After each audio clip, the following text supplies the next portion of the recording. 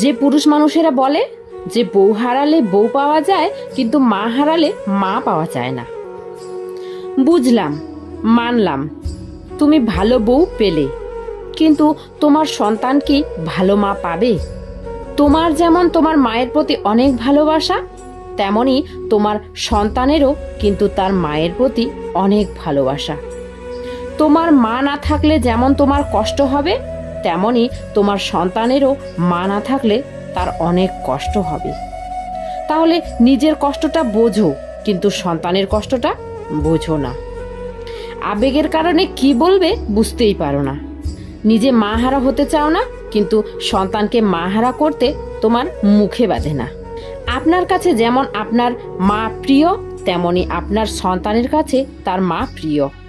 তাই নিজের মাকে বড় করতে গিয়ে নিজের সন্তানের মাকে ছোট করবেন না।